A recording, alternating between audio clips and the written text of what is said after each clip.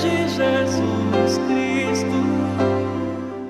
Boa noite. Que cada um de nós sinta a presença do seu amigo espiritual, do seu mentor, dos amigos espirituais daqui da casa, que essa equipe de benfeitores se debruçam para nos ajudar. Estão sempre querendo nos ajudar.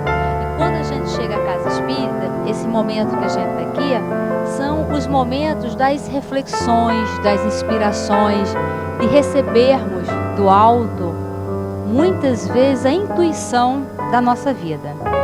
Nós vamos falar sobre reencarnação. Então, vamos começar pensando aí sobre a vida. Que nota você dá para a sua vida? Cada um responda mentalmente. De 0 a 10, se você tivesse que dar uma nota para a sua vida, para esta reencarnação, que nota você daria? Se falasse, olha, por mim pode deixar ele aqui. Se falasse para cada um de nós, se os nossos mentores perguntassem hoje, para cada um de nós, falasse assim: se você tivesse que perguntar os porquês da vida, qual pergunta você faria? Qual pergunta você faria sobre a sua vida, sobre a sua reencarnação, que você gostaria de saber com seu mentor? Por que isso assim, assim? Qual? Essas reflexões que nós temos que fazer no Livro dos Espíritos, que é a metodologia filosófica da doutrina espírita, lembra? A doutrina espírita tem um pilar da filosofia, da ciência e da religião. Da filosofia, por quê? Pelas perguntas, né? Pelo próprio Kardec ter feito tantas perguntas. O tempo inteiro são perguntas e respostas. E ele faz uma pergunta, o espírito responde, ele faz outra, faz outra. Aí lá na frente ele volta àquele assunto e os espíritos ainda falam, como nós já falamos.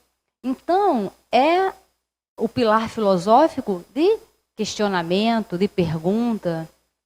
O pilar da pesquisa, da ciência, é esse da pesquisa, de colocarmos em prática, de investigar a doutrina espírita no nosso dia a dia, pegando a teoria e trazendo para o nosso dia a dia, da prática. Então, para falar sobre reencarnação, que no Evangelho, no capítulo 4, ele aborda as questões da reencarnação. Com um capítulo que tem o título, Ninguém pode ver o reino de Deus se não nascer novamente. Neste capítulo é abordado os temas da o que é ressurreição e o que é reencarnação, que muitas vezes a gente confunde. Ele vem falando sobre os laços de família. Ora, quem é que não tem uma família? Todos nós temos. Querendo ou não, a família bacana ou não, nós temos. Mas como é que se formam esses laços? Por que nós nascemos na família que nós nascemos? Como é que se dá essa situação? Aborda o limite das encarnações. Ah, mas quantas vidas eu tenho que ter? Para que eu tenho tantas vidas? Aborda a necessidade de reencarnar. E aborda também se reencarnar é um castigo. Porque muitas pessoas falam, poxa, para que eu nasci? Para sofrer desse jeito? Por que Deus fez isso comigo? Então, todas as nossas frustrações, todos os nossos questionamentos, se nós sentarmos para analisar a doutrina espírita, nós vamos compreender a nós mesmos. Mesmo porque quando Kardec pergunta para os espíritos o que é preciso para a gente evoluir, os espíritos respondem, conhece-te a ti mesmo. Só conhecendo alguma coisa é que a gente pode evoluir. Ninguém evolui profissionalmente se não conhecer aquilo que quer evoluir naquela carreira. Então, nós temos que aprender a perguntar, nós temos que aprender a duvidar, porque a dúvida é uma coisa muito importante. Tem 3 tipos de dúvida.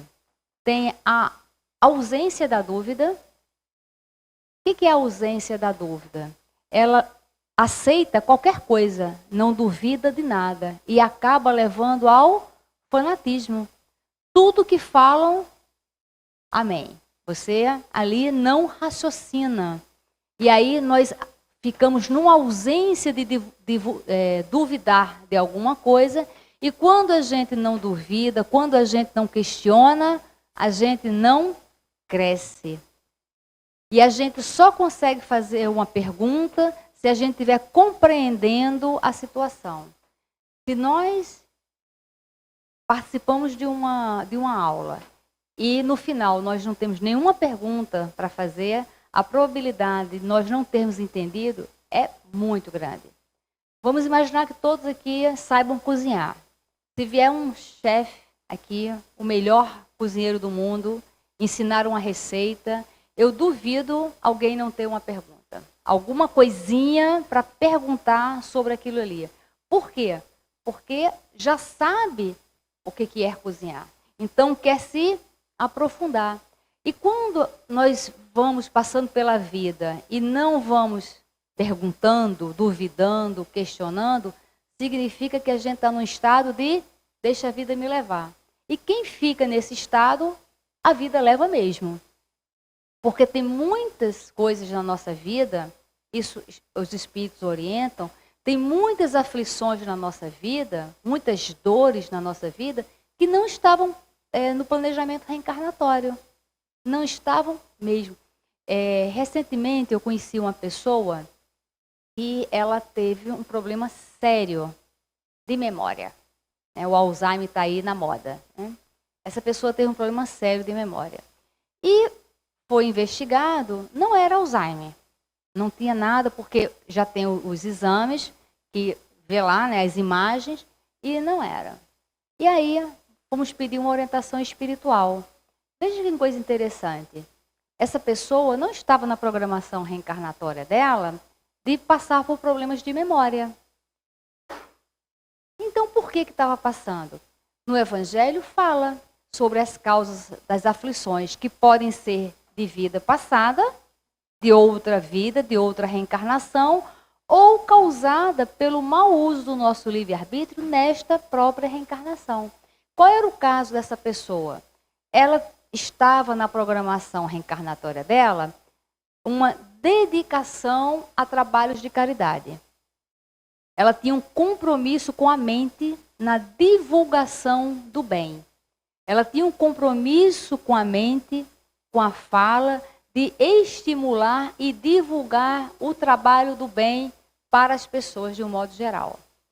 O que essa pessoa fez? Ela se negava. Se negava. Toda oportunidade de trabalho, ela negava.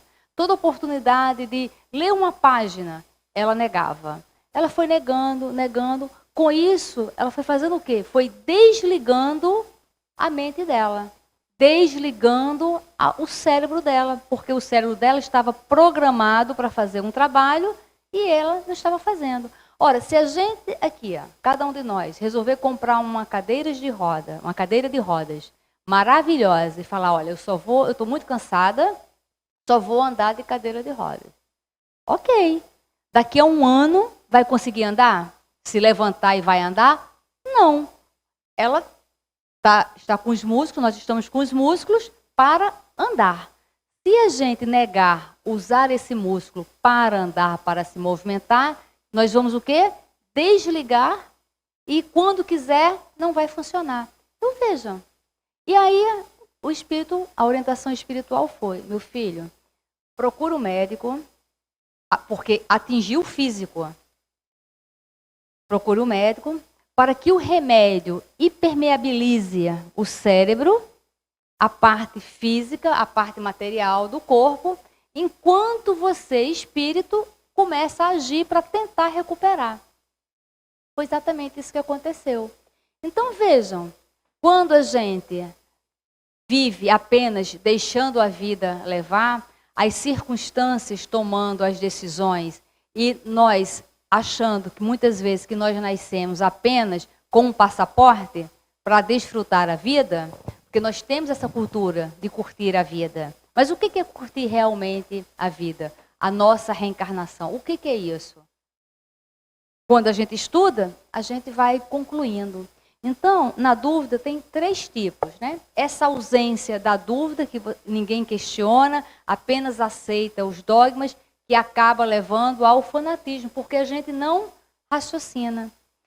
Tem a exacerbação da dúvida, que é aquela dúvida incessante. Que nem criança pequena. Você fala uma coisa, ela fala por quê?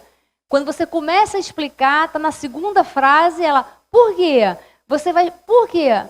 Então, é uma coisa tantas dúvidas, tantos porquês, que você não para também para você raciocinar. E isso leva o quê? A negação da verdade. Porque você duvida de tudo, você duvida de todos. E você não escuta as explicações, você não lê, você não raciocina. Isso faz sentido? Deixa eu ver se isso faz sentido. E aí a gente vai... E tem a dúvida adequada.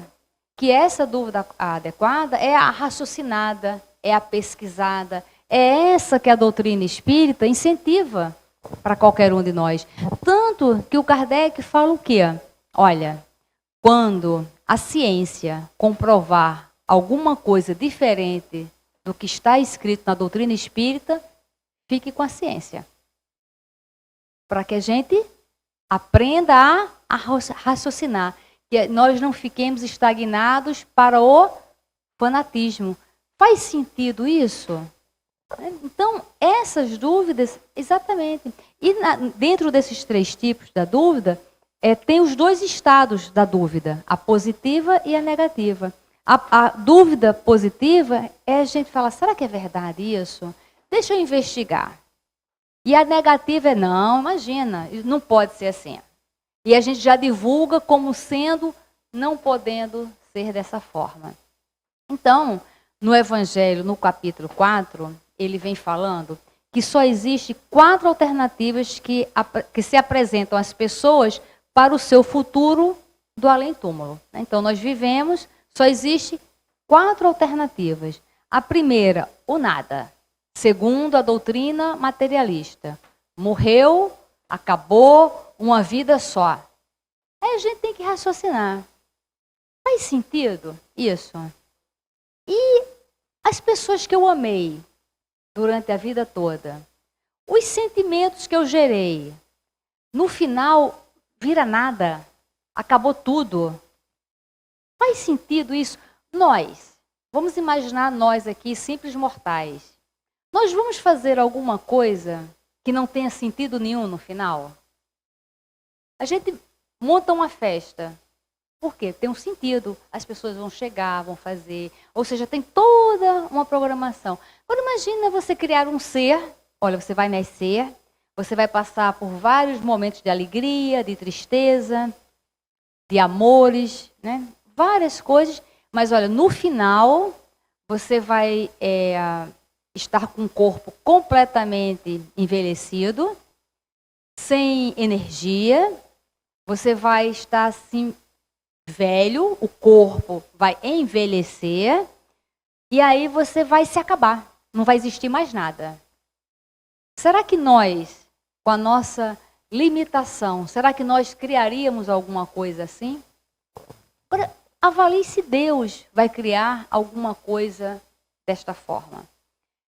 A Joana de Anjos, a benfeitora, ela fala que as pessoas que não acreditam, que dizem que não acreditam em Deus, que não acreditam em nada, geralmente são pessoas que em outras reencarnações tiveram experiências na fé cega.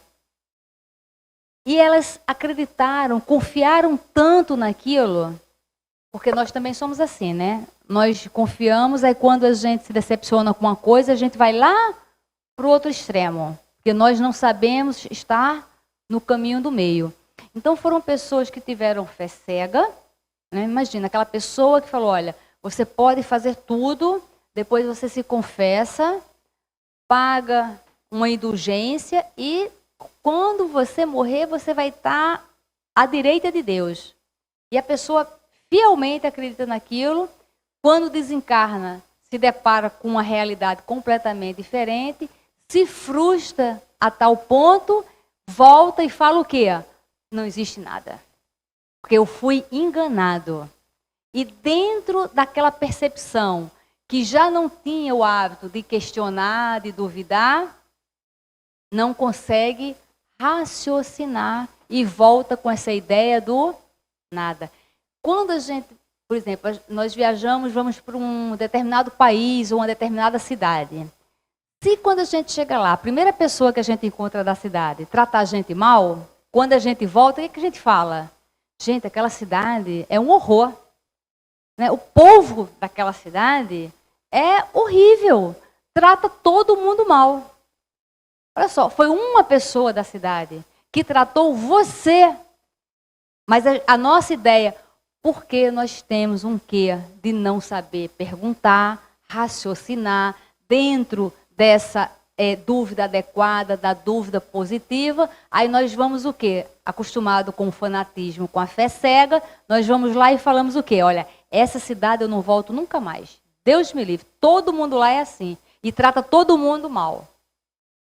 Imagina isso no nível quando você desencarna e se depara com uma coisa totalmente diferente daquilo que você fanaticamente acreditava. E aí tem o nada, há uma outra, a absorção no todo universal, segundo a doutrina panteísta, né? Você morre e fica lá no todo. Imagina, se nós somos tão individuais, quem tem filho então é uma maravilha, né? Você tem 6 filhos com a mesma criação, no mesmo contexto e são completamente diferentes.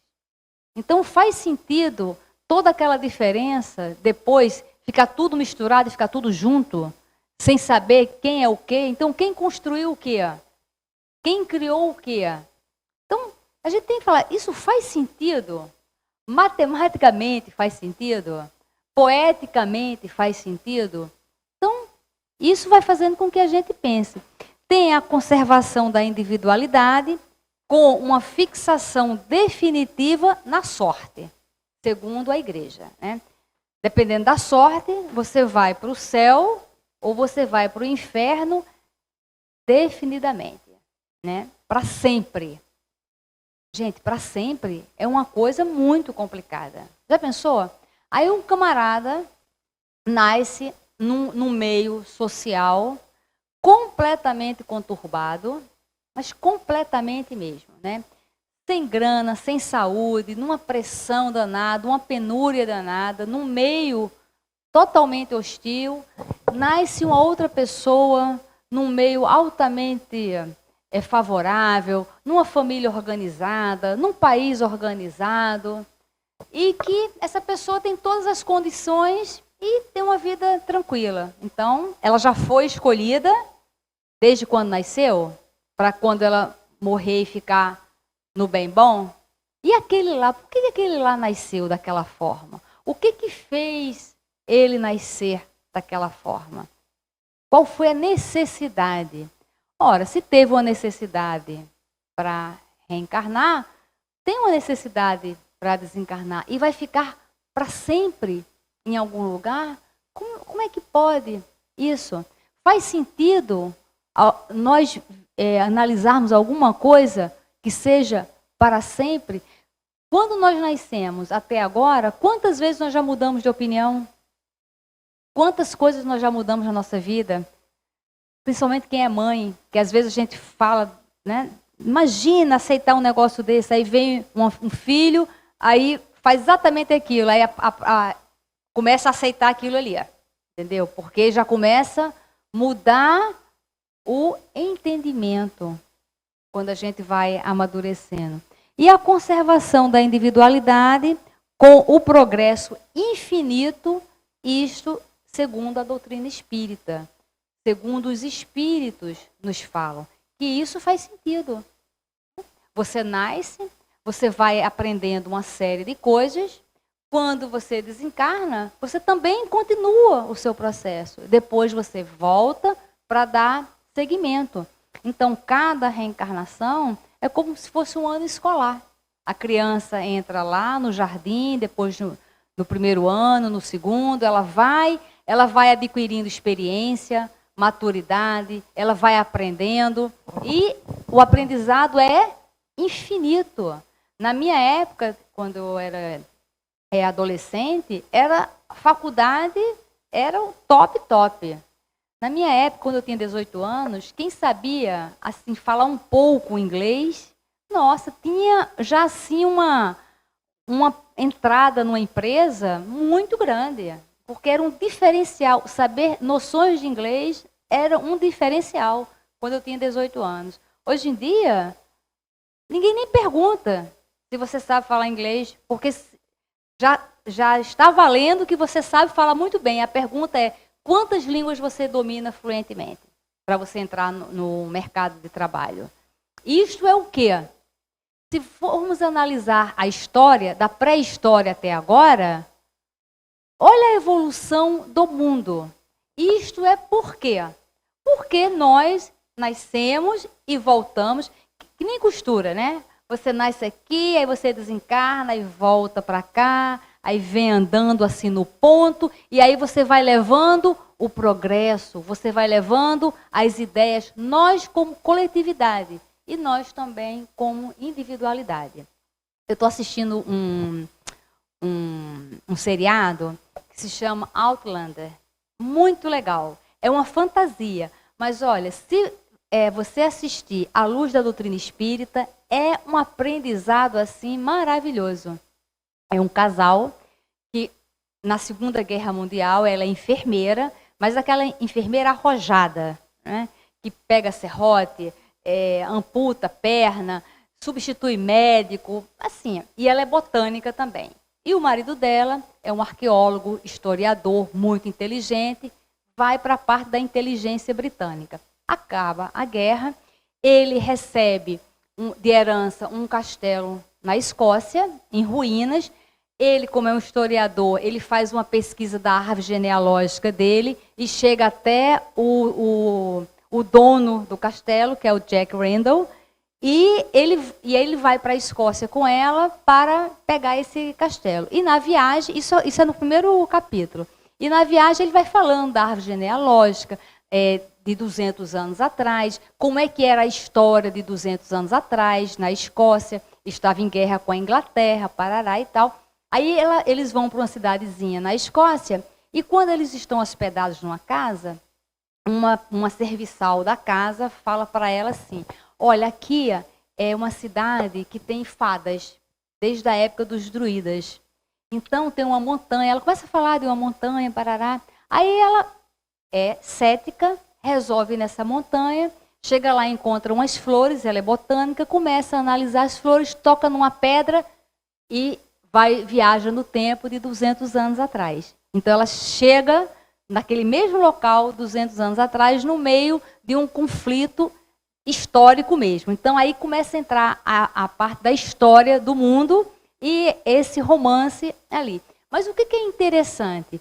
Que 200 anos atrás, quando ela chega com o conhecimento dela de enfermeira, aí eles falam o seguinte, olha, tem um contexto, né, que ela entra na sociedade lá. Tem uma floresta que quando as pessoas vão na outra cidade, que cruza essa floresta, tem um demônio. Que algumas pessoas, o demônio se apodera dessas pessoas. Ela ela é enfermeira. Quando ela percebe, ela fala, meu Deus do céu, isso é asma. Ninguém sabia o que era asma naquela época, né? Pessoa que tinha bronquite, asma. Quando passava pela floresta, a floresta muito úmida, saía do outro lado com a falta de ar danado. Aí ela, botânica, foi lá, pegou umas folhinhas lá, amassou, queimou, mandou a pessoa fazer uma inalação. Você é uma bruxa, porque você sabe alguma coisa para combater o demônio. E aí começa a mostrar a história naquela época. A ignorância, a falta de pensar, a falta de raciocínio. E hoje, com essa enxurrada de informações que nós estamos tendo, que é maravilhoso. Olha, quem tem o hábito de falar, essas mídias, a tecnologia, está isolando as pessoas. Está isolando quem tem o hábito de ficar isolado. Eu amo. Eu encontrei meus amigos da infância. Eu sou paraibana, não sei se vocês notaram. Eu encontrei meus amigos da infância que eu saí com 18 anos da minha cidade. Se não fosse essa tecnologia, sabe quando é que eu ia encontrar eles? Nunca. Porque um está na Austrália, o outro está no Japão, outros estão lá na Paraíba, e por conta disso. Então, estas ferramentas, para mim, é uma ferramenta de união. Que eu imponho as minhas regras para usá-la. Então, quando a gente cria o hábito de botar crítica no progresso, nós temos que parar e pensar o que está acontecendo. Tem um teólogo, que o nome dele é Harry Williams. Ele falou o seguinte: todo fanatismo é estratégia para impedir que a dúvida se torne consciente. Então, vem cá, por que eu estou achando que o progresso, que a tecnologia está atrapalhando a humanidade? Por quê? Dá uma pesquisada sobre a primeira campanha de vacina que teve no Rio de Janeiro. Gente, as pessoas queimaram ônibus. As pessoas começaram a bater nos agentes de saúde que iam nas casas vacinar, porque diziam que aquilo ali ia contaminar todo mundo. Ignorância. Veja hoje, como é que a gente lida com isto. Então, toda vez que a gente achar que o progresso está fazendo mal a alguma coisa, a gente tem que ver o que está acontecendo. Confúcio tem uma frase que ele diz: estudo sem pensamento é trabalho perdido. E pensamento sem estudo é perigoso. O que a doutrina espírita nos orienta? Pense, estude, investigue. Leon Denis, o filósofo espírita, o que ele fala? Das potências da alma, vontade, livre-arbítrio, pensamento, porque nós temos que amadurecer. Então, dentro desse processo de pensar, de amadurecimento, como é que cada um de nós se enxerga na sua vida? Qual nota você dá para a sua vida? O que de fato você investe na sua vida para ela se tornar uma vida agradável? O que você acha desse momento que nós estamos vivendo? Porque nós criticamos muito todas as pessoas. E nós esperamos, desde a história lá do passado, que venha um Salvador e resolva todos os problemas. Mas qual é a nossa parcela para resolver qualquer questão desta reencarnação? Então, a questão do Livro dos Espíritos 166, o Kardec faz essa pergunta: como a alma que não alcançou a perfeição durante a vida corporal pode acabar de se depurar? Imagina, se uma pessoa nasce, não conseguiu evoluir como Jesus falava. O que Jesus falava? O que eu faço, vocês podem fazer e muito mais. Jesus mentiu? Faz sentido o que ele fala? Ora, se ele diz, olha, todos nós somos filhos de Deus. Converse com o Pai. Se dirija ao Pai. Aí perguntaram para ele, mas Jesus, como é que a gente faz para falar com Deus? Aí ele ensina o Pai Nosso. Olha, Pai Nosso. Então, todas as dicas nós temos. E aí, tá bom, nós tivemos essa chance nesta vida. E se a gente acabar essa vida, terminar essa vida e, assim, 0 a 0, não melhoramos? A resposta é submetendo-se à prova de uma nova existência. Leon Denis, filósofo, ele aborda a lei circular. Né? Tem um capítulo que fala lei circular. O que é isso? É como se as nossas vidas elas fossem assim, né? Circular, no espiral, ascendendo. Nós estamos sempre passando pela mesma problemática com uma visão mais ampla, com uma visão mais apurada. Ao longo da nossa vida, quantas vezes nós nos deparamos com a mesma questão e às vezes a gente consegue analisar e resolver de formas diferentes. Quando a gente tenta resolver da mesma forma, é aquilo que a gente fala, o fulano não tem jeito, isso não tem mais jeito. Significa que a gente está na mesma tecla. Então, olha, muda o ponto de vista. Tem um filme chamado Ponto de Vista, que é maravilhoso esse filme. Acontece um crime numa praça, então o filme é aquele que ele vai e volta o tempo inteiro. Acontece um crime. Então o filme é várias pessoas que estavam na praça, a dedução de várias pessoas sobre o acontecimento daquele crime. Para a gente ter uma noção do que significa o ponto de vista. No Evangelho também aborda o ponto de vista. Então, para cada um de nós, qual é o seu ponto de vista para a sua vida? Aí, nós que somos espírita, uma pergunta: você é reencarnacionista? Aí muitas vezes a gente fala, sim, somos. Mas como que você é reencarnacionista? Qual é a sua visão da reencarnação? Porque muitas vezes nós espíritas, muitas vezes os espiritualistas de um modo geral, que são reencarnacionistas, muitas vezes somos reencarnacionistas apenas desta vida para trás. Como assim? Olha, eu estou com um problema financeiro. Eu sou reencarnacionista.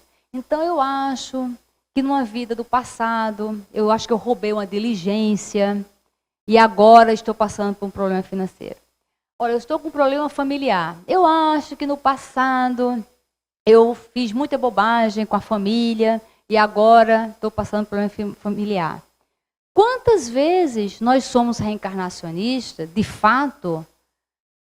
Olha, eu sou reencarnacionista. Nesta vida, eu estou investindo em tais áreas, consciente, lúcido, porque eu estou visando uma qualidade de vida espiritual quando eu desencarnar e na próxima reencarnação. Se perguntassem para cada um de nós, como você deseja a sua próxima família, na próxima reencarnação? Maravilha, né? Se a gente tivesse que, olha, fala aí, como é que você queria? Olha, eu queria que nascer numa família organizada, com pais bacanas, eu não queria ter estresse dentro de casa, que tivesse grana, morasse num lugar bacana. É válido querer isso? Claro. Por que não? Então, ok. Você gostaria de, então, vamos lá, morar de frente para a praia, né? Ter uma família organizada, sem oscilações financeiras, que tivesse vizinhos bacanas, que não perturbassem. E a gente vai. Ok, é lícito desejar isso, sim. A questão é, nesta vida, o que você está investindo, fazendo, construindo, para que na próxima você colha isso? Quais são as sementes que nós estamos plantando nesta reencarnação para a próxima? Se o Evangelho fala que muitas das nossas aflições desta reencarnação não estavam na nossa programação, apenas por conta do nosso mau uso do livre-arbítrio.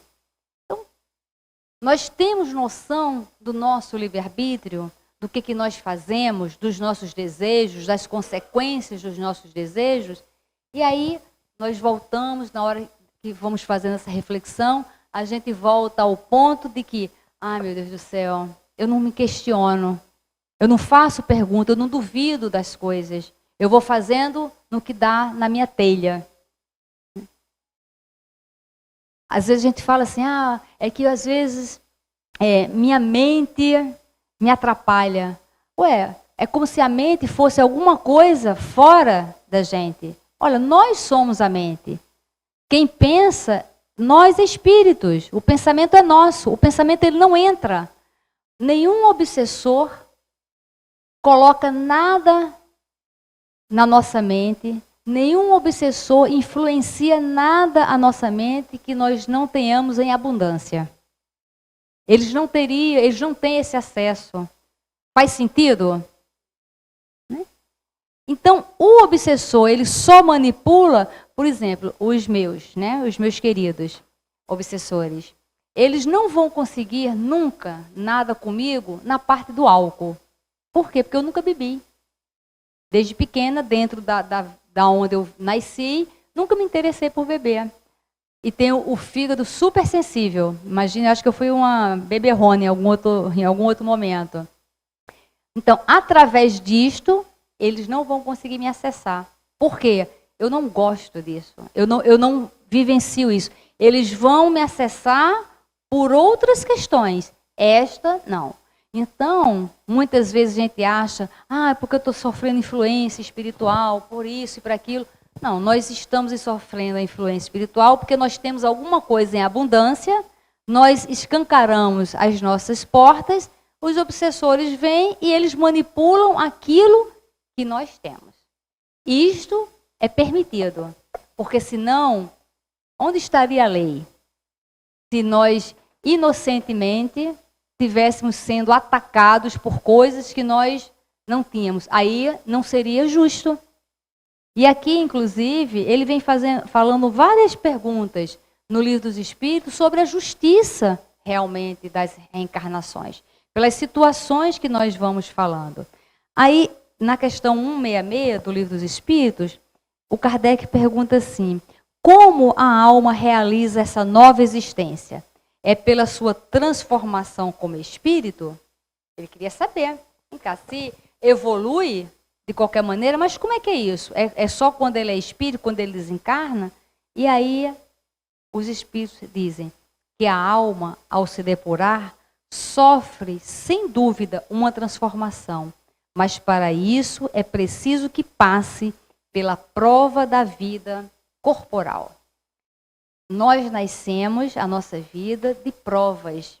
Mas as provas, elas são feitas para que a gente passe.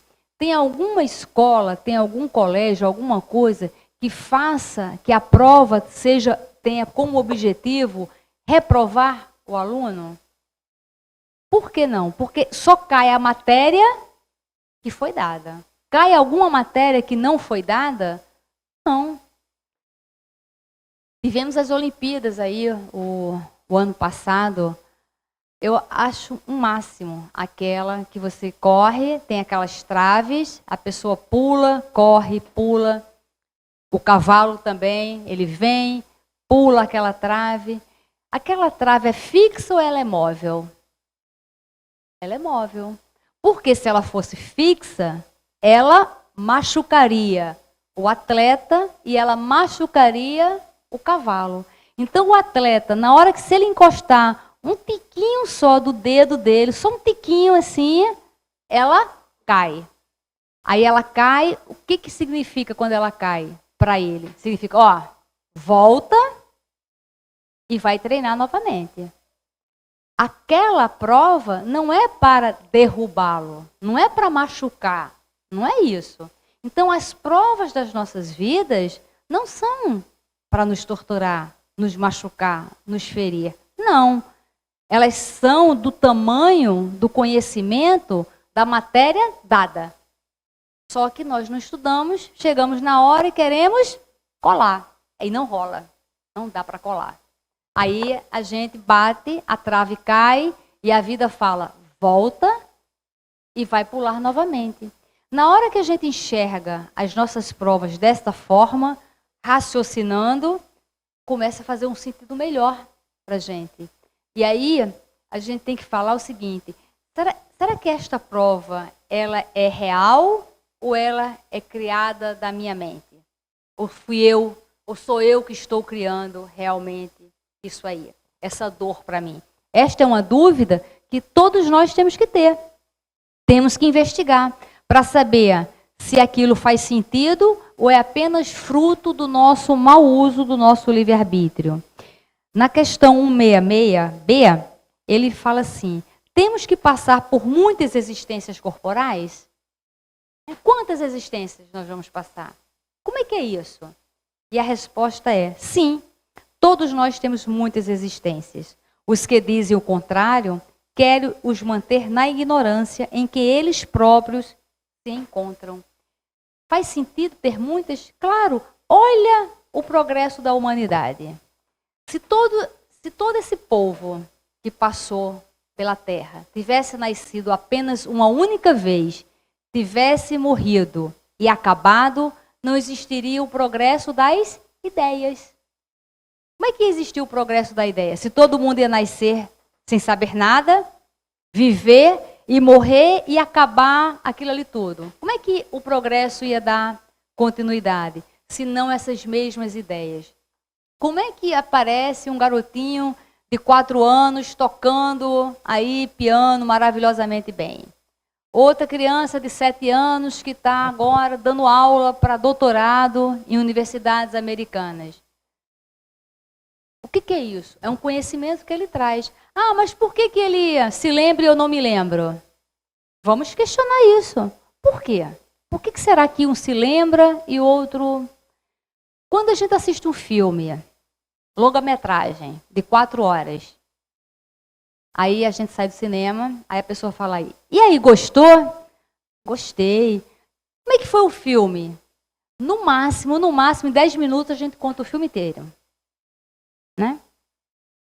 Mas você gostou mesmo do filme? Gostei. Caramba, mas você em 10 minutos você contou o filme inteiro. Mas que mais assim aconteceu no filme? Aí a gente fica, não, me conta o filme todo assim, ó. A sequência, o que você viu no filme e tal. Faz o teste.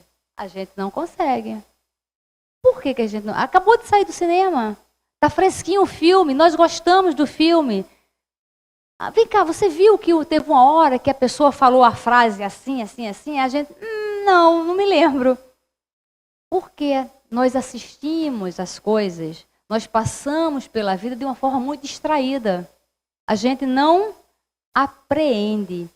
Essas pessoas, esses espíritos que nascem com este vigor, com esta memória assim pulsante, é porque prestaram atenção e amaram muito fazer aquilo.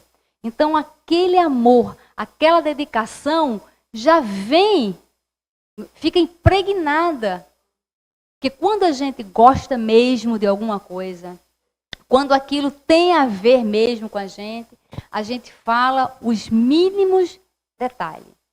Se nós não temos a capacidade de reter os mínimos detalhes de uma coisa que a gente gosta, significa que nós vamos ter dificuldade de lembrar das nossas vidas. Por quê? Porque é tudo muito morno, é tudo muito distraído. Ou então a gente vai num casamento. Olha, a pessoa teve a preocupação de nos convidar, investiu na gente, porque é caro uma festa de casamento. Então a pessoa investiu na sua presença. Aí, muitas vezes, aí a gente recebe o convite e fala, caramba, é dia tal, e vai ter um calor danado lá, mas vamos lá. Aí você vai, chega na festa, aí no dia seguinte, e aí, como é que foi a festa? Nossa, estava muito quente, a bebida estava quente também. É mesmo, mas o que mais? Ah, e também demorou muito também.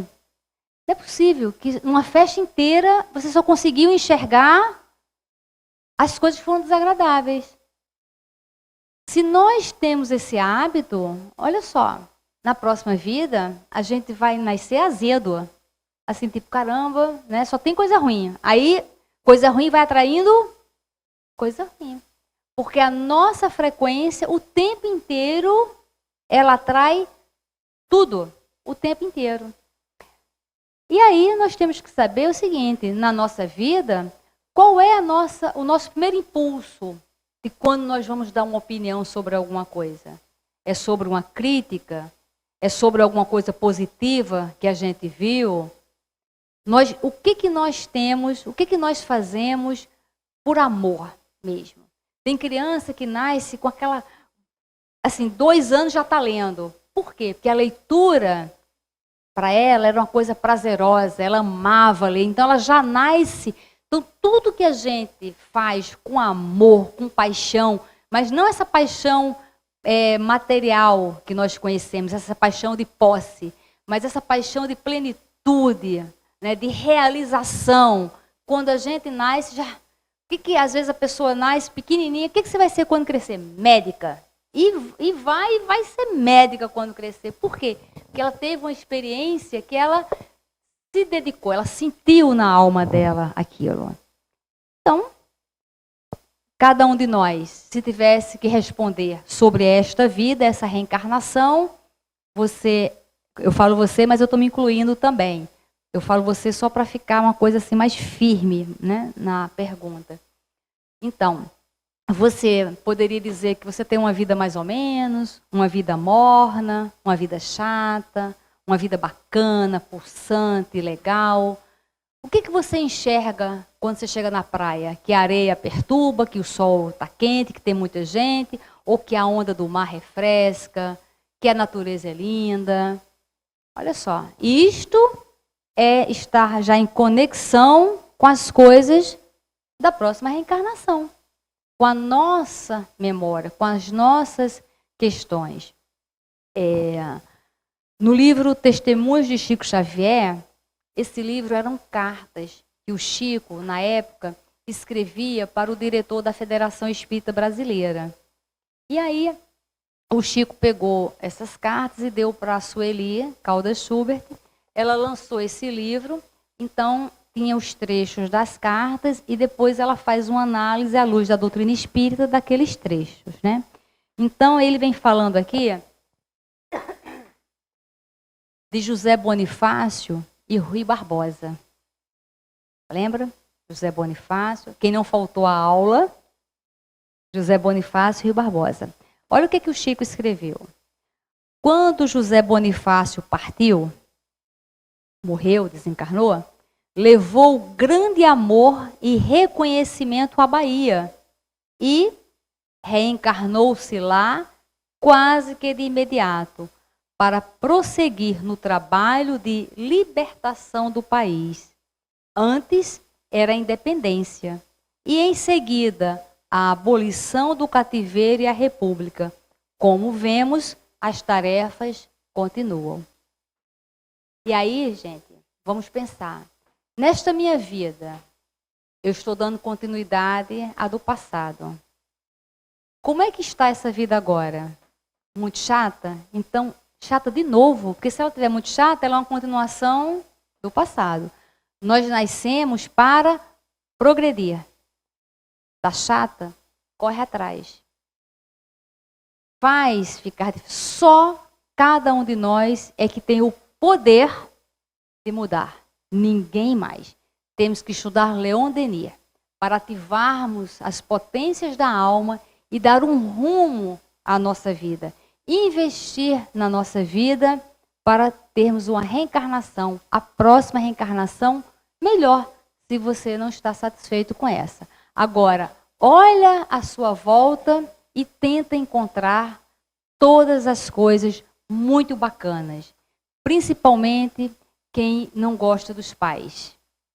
Em primeiro lugar, agradeça muito por não ter sido abortado.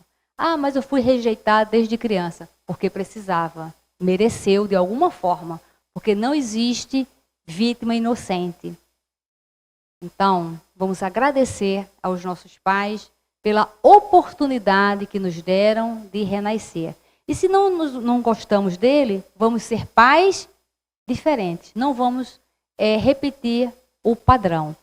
Então, isso é para a gente ver que ao chegar na Terra, nós temos já que agradecer porque nós chegamos. Então, que esse progresso seja constante em nossas vidas. Muita paz.